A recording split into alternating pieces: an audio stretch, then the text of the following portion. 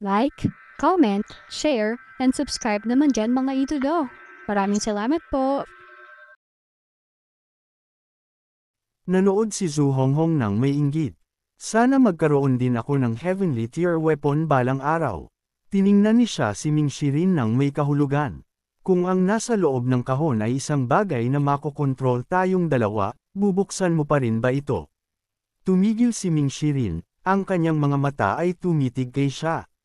Lagi akong nagtataka kung bakit biglang umalis sa Evil Sky Pavilion ang panganay na senior brother, ikalawang senior brother, at ikaw. Nang marinig ang tanong na ito, ibinalik ni siya ang peacock feather at bahagyang ngumiti. Fourth brother, kung may nagtutok ng kutsilyo sa iyong leeg at hindi ka makakalaban, tatakbo ka ba? Napakaraming kaaway ng Evil Sky Pavilion. Mula ng kabkuban ng top 10 experts ang Golden Court Mountain, hinihintay ng lahat ang katapusan ni Master. Kahit hindi umalis ang panganay na senior brother at ikalawang senior brother, hindi namin mapipigilan ang susunod na paglusob. Ngumisi si Ming Shirin ng malamig. Ang mga taong iyon ay hindi man lang karapat-dapat ihambing sa mga balang. Napakalaki ba ng tiwala mo sa ating master? Tumahimik ka, Old Seventh. Huwag mong kalimutan ang iyong pagkakakilanlan. Hindi ko sinisisi si Old Eighth sa panandaliang pagpapalo ko sa iyo, ngunit hindi mo ba kayang makilala ang tama sa mali, ang itim sa puti?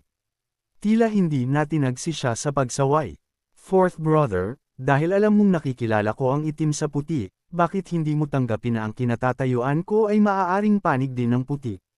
Magaling ka sa pagpapanggap. Gayunpaman, hindi maitatanggi na itinuro sa iyo ni Master ang iyong mga kasanayan. Masyadong mataas ang papuri mo para sa kapatid. Mahirap isipin na matapos ang maikling panahon na magkahiwalay, ipagtatanggol mo si Master ng buong tapang. Kung hihilingin mo sa akin na buksan ang kahon na ito sa pangalan ng isang senior brother, gagawin ko ito ng walang tanong. Ngunit kung para sa ibang dahilan, hindi ko ito susundin.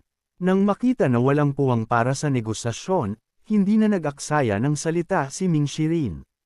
Sa isang kisap ng kanyang palad, binasag niya ang mesa sa tabi niya at sumugod kay siya na parang kidlat. Hindi nagpakita ng takot si siya at madaling sinalag ang mga atake ni Ming Shirin. Sa isang kisap mata, ang pinagtatagwan ay napuno ng lumilipad na mga debris dahil sa pagbanggaan ng kanilang mga enerhiya. Kinakabahang nanood si Zhu Honghong ngunit hindi naglakas loob na makialam. Mga senior brother, tumigil na kayo. Kung magpapatuloy kayo sa pag-aaway, ang maliit kong base ay tuluyang masisira. Patuloy na umatras si siya habang nakangiti. Fourth brother, mukhang nakapasok ka na sa nascent divinity tribulation realm. Pagbati, pinilit ni Ming Shirin ang kanyang aura na nagngangalit. Lahat kayo ay nakagawa ng malubhang pagkakasala. Bilang isang senior brother, tungkulin kong maglinis. Tumapak si Ming Shirin habang papalapit at mabilis. Walang takot si siya, patuloy na hinaharangan ang kanyang mga atake. Fourth senior brother, masyado kang matagal sa bundok. Kahit na nakapasok ka sa nascent divinity tribulation realm, matagal kang pinigilan. Hindi mo ako kayang labanan. Ang pagbanggaan ng mga enerhiya ay nagdulot ng patuloy na pagguho ng mga nakapaligid na istruktura. Nanood si Zhu Honghong na may masakit na ekspresyon, ganap na isinantibi bilang isang tagapanood sa tunggaliang ito. Nagkakamali ka, sabi ni Ming Shirin, ang kanyang mga mata ay malamig. Ang aura sa paligid niya ay biglang sumiklab habang inilalabas niya ang separation hook, na inihahagis ito sa isang hindi kapani-paniwalang kakaibang anggulo. Kasabay nito, ang peacock feather ni siya ay kumislap din ng maliwanag, na bumubuo ng isang proteksyon na hadlang sa paligid niya mula sa napakaraming hibla ng enerhiya. Ang tunog ng kanilang banggaan ay umalingaw ng walang katapusan. Matapos ang mga galaw, parehong umatras ang mga panig sa hangin at, na parang sa pamamagitan ng mutual na kasunduan, itinigil ang karagdagang aksyon. Kumalat ang aura at bumalik sa lugar. Tumingin si siya sa separation hook ni Ming Shirin ng may sorpresa. Hindi ko inaasahan na si fourth senior brother ay hindi lamang nakapasok sa nascent divinity tribulation realm, kundi nagtataglay din ng isang heavenly grade na sandata. Sumagot si Ming Shirin ng walang pakialam, hindi pa rin iyon maihahambing sa ikapitong junior brother, na matagal nang may peacock feather. Natural lamang para sa isang senior brother na disiplinahin ang kanyang junior brother. Humihingi ako ng paumanhin para sa anumang kawalang galang. Hindi na kailangang humingi ng paumanhin.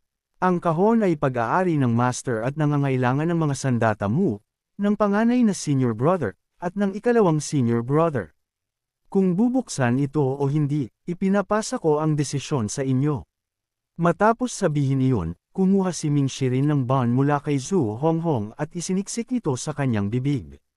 Kinuha ni siya ang huling bond at nagtanong ng may pag-usisa tungkol sa mga nilalaman ng kahon. Hindi ko rin alam, ngunit dahil pinahahalagahan ito ng master ng labis, hindi ito dapat ordinaryong bagay. Hindi ka ba natatakot na bubuksan namin ang kahon at kukunin ang kayamanan nito? Nakita na ito ng master. Ang huling susi ay ang emotional ring. Si junior sister Ye Changsan ay nahuli na at nakakulong ng master. Ang emotional ring ay nasa kamay ng master, na nagsisilbing huling hakbang ng susi. Bum-ontong hininga si siya nang marinig ito. Narinig ko mula sa ikalawang senior brother na nagbago ng malaki ang master, sa kanyang mga aksyon at sa kanyang ugali. Mukhang totoo nga, ang kanyang tingin ay bumalik sa mahiwagang kahon, na pumupuri, talagang isang gawan ng pambihirang pagkakayari. Nang marinig ito, agad na sumigla si Zhu Honghong. Kung pinupuri ito ng ikapitong junior brother, kung gayon ang bagay na ito ay dapat na nagkakahalaga ng malaki.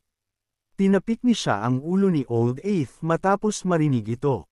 Ikaw na sakam sa pera. Ang bagay na ito ay hindi nasusukat ng pera. Hindi ako makapaniwala na may ganoong mahiwagang kahon ang master. Napansin niya ang magkakaugnay na mga puwang sa kahon. Kung hindi ka mag-iingat, maiipit ka. Sa sinabi nito, ipinasok niya ang kanyang peacock feather sa isa sa mga puwang. Isang malutong na click ang narinig at ang peacock feather ay itinapon palabas, sinalo ni siya. Ang kaukulang pattern para sa peacock feather ay nawala, na nagpapahiwatig na nagampanan nito ang kanyang tungkulin bilang isang susi. Bahagyang ngumiti si siya. Fourth senior brother, nasiyahan ka ba? Inabot ni Ming Shirin ang kahon sa kanya. Ito ang dapat mong gawin. Bukod pa rito, alam kong ikaw lang ang makakaugnay sa panganay na senior brother at ikalawang senior brother. Iiwan ko ang kahon sa iyo at babalik sa lugar ni Old Eighth sa loob ng 7 araw para kunin ito. Umiling si siya. Makokontak ko nga ang panganay na senior brother at ikalawang senior brother. Walang lugar sa mundong ito na hindi maaabot ng aking darknet. Ang problema ay ang panganay na senior brother at ikalawang senior brother ay hindi kasing bukas palad ko. Maaaring mahirap buksan ang kahon.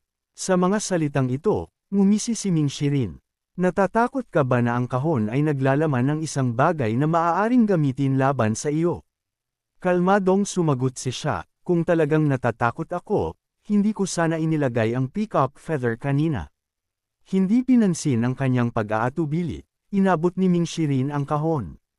Magandang marinig iyan. Naniniwala akong babalik sa katinuan ng panganay na senior brother at ikalawang senior brother. Sa pinakamaliit, buhay pa ang master.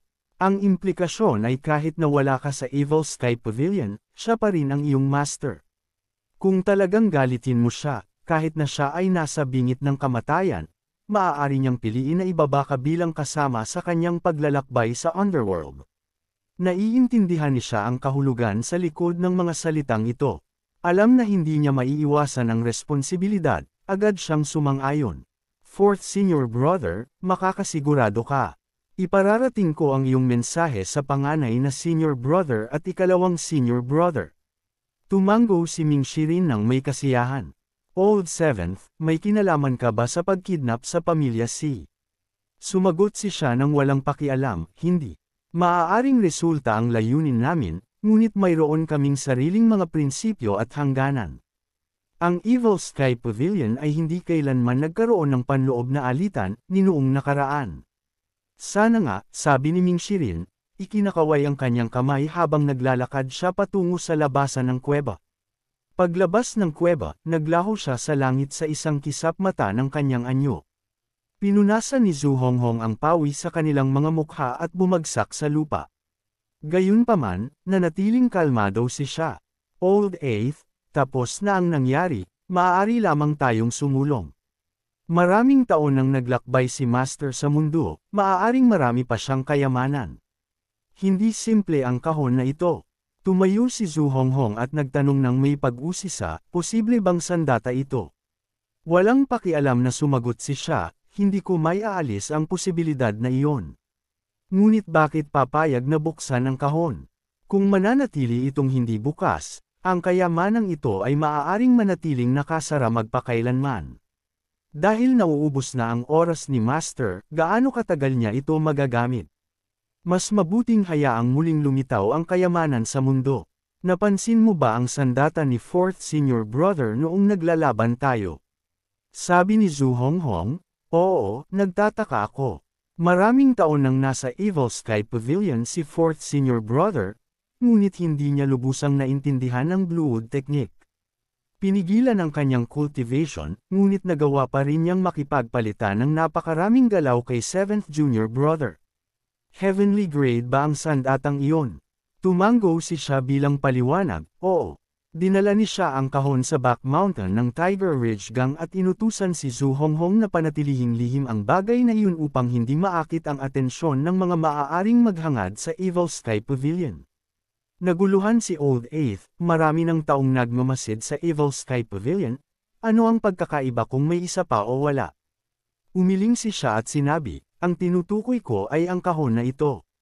Kung talagang naglalaman ito ng isang nangungunang kayamanan, hindi maiiwasang magdulot ito ng mas malaking alitan sa hinaharap. Pagkatapos ay nagbigay siya ng utos na magtungo sa anan. Maraming cultivator na nakaitim na balabal ang sumagot at sumunod sa kanya sa isang lumilipad na palanquin na lumulutang sa hangin. Habang paalis siya, tumingin siya kay Old Eighth, manatiling mababa ang profile sa loob ng ilang panahon. Ang pakikipagtulungan sa pagitan ng demon-slaying sect at Orthodox Taoism ay nabigo. Hindi sila maglalakas loob na guluhin ang Evil Sky Pavilion, kaya ikaw ang kanilang target. Nang marinig ito, nanginig si Zhu Honghong, 7th Senior Brother, ideya mo ito, bakit ako ang sinisisi mo? Kalmadong tumingin si siya sa malayo. Si Jiang Yuanan ay maaaring hayagang hamunin ang Evil Sky Pavilion ng maraming beses, ngunit talagang napakaduwag niya at takot sa kamatayan. Kung hindi, sa kanyang Nascent Divinity Tribulation Realm Cultivation, hindi ba siya makakabalik sa Green Jade Altar noong araw na lumitaw kayo ni Master doon? Kinamot ni Zhu Honghong ang kanyang ulo, naguguluhan. Hindi ko pa rin maintindihan kung paano ko iyon kasalanan. Ikanaway ni siya ang kanyang kamay, na nagpapaliwanag. Ang mga taong tulad niya ay may isang karaniwang katangian, sila ay mga buli ngunit duwag. Dahan-daang gumalaw ang lumilipad na palanquin. Kumunot ang noo ni Zhu Honghong, iniisip ang mga salita ni siya. Sa asensya, sinasabi ni Jiang Yuanan na madaling ay buli ang Tiger Ridge Gang. Habang iniisip ito, sumanghel siya, hindi ganoon kadaling itulak si Old Eighth. Pagkalipas ng isang oras, marahang lumapag ang lumilipad na palanquin malapit sa anan. Lumapit ang isang subordinate at nagulat, Master, na-secure na ang lugar. Walang makakaalam sa iyong presensya. Tumango si siya, maghintay kayo dito, babalik ako agad.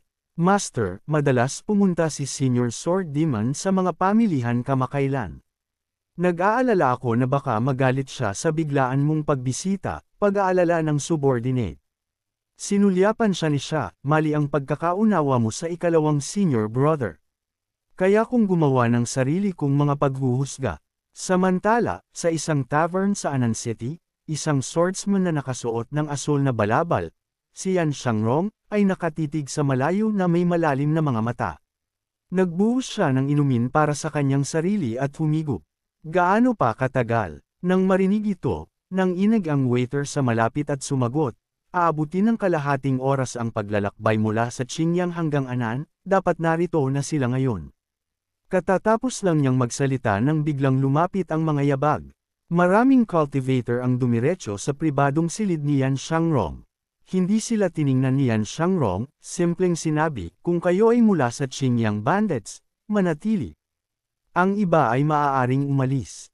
Nang marinig ito, pakiramdam ng waiter ay nakatanggap siya ng kapatawaran at tumakbo palabas ng mas mabilis pa sa isang kuneho.